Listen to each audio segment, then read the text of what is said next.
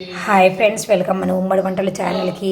ఈరోజు నేను బియ్యం పిండి సీమంకాయతో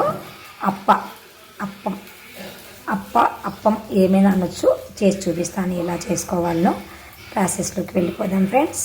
మేమైతే సీమంకాయ అంటాము, మీరు ఏమంటారో నాకు తెలియదు. ఈ సీమంకాయను పైనంతా చెక్కు తీసుకొని పెట్టుకున్నాను. తురుముకోవాలి. సన్నగా తరిగిన పచ్చిమిర్చి, సన్నగా తరిగిన ఆనియన్స్, సన్నగా తరిగిన అల్లం ముక్కలు. ఇలా తురుముకున్న ఈ తురుమును తీసి ఒక గిన్నెలో వేసుకుంటున్నాను.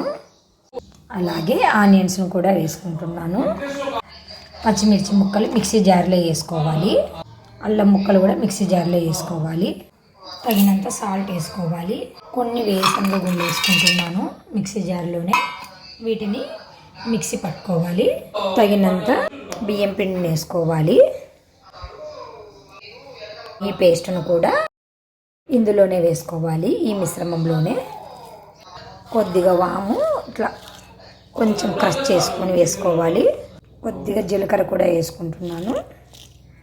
వేసుకొని బాగా అంతా కలిసేట్టుగా కలుపుకోవాలి. ఫస్ట్ ఇలాగంతా కలుపుకున్న తర్వాత వాటర్ ఎక్కువ పట్టవు. ఈ చెమ్మ ఉంటుంది కదా, కాబట్టి చూసుకొని జాగ్రత్తగా వేసుకోండి. కొద్దిగా వేసుకోండి. కొంచెం పచ్చిశనగపప్పు కూడా వేసుకుంటున్నాను. ముందు నాకు గుర్తు లేదు అంటే ఒక హాఫ్ అన్ అవర్ నానబెట్టుకున్నామంటే ఈ పచ్చిశనగపప్పు చాలా టేస్ట్ ఉంటుంది, చాలా బాగుంటుంది. అంతా మనము రొట్టెకు కలుపుకుంటాం కదా, అలాగా రొట్టె పిండిలాగా కలుపుకోవాలి. ప్యాకెట్ పేపర్ వస్తుంది కదా, అది కట్ చేసుకొని పెట్టుకున్నాను.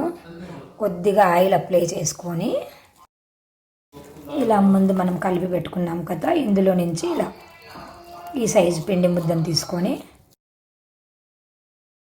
ఇలా అంతా ఒత్తుకొని తర్వాత స్టవ్ పైన పెన్నం పెట్టుకొని వేడి చేసి పెట్టుకున్నాను. ఈ అప్పను పెన్నం పైన వేసుకోవాలి. ఇలా వేసుకున్న తర్వాత పెన్నం పైన రెండు వైపులా బాగా గోల్డెన్ బ్రౌన్ కలర్ వచ్చేంత వరకు కాల్చుకోవాలి. అటు ఇటు ఒక్కొక్క స్పూన్ ఆయిల్ వేసుకొని బాగా కాల్చుకోవాలి. ఇట్లా ఒకవైపు కాలాక ఇంకొక వైపుకు తిప్పుకోవాలి. చాలా టేస్ట్గా ఉంటాయండి, చాలా బాగుంటాయి. మీరు కూడా తప్పకుండా ట్రై చేయండి. ఈ వింటర్లో వేడిగా ఇలాంటి డిఫరెంట్ ఐటమ్స్ అన్నీ మనం చేసి పెడితే పిల్లలు కూడా చాలా ఇష్టపడతారు. కాబట్టి కొద్దిగా ఓపిక తెచ్చుకొని బయట ఫుడ్ మానుకొని ఇలాంటివి చేస్తూ ఉండండి ఫ్రెండ్స్. ఇలా రెండు వైపులా కాల్చుకున్న తర్వాత సర్వ్ చేసుకోండి ఫ్రెండ్స్.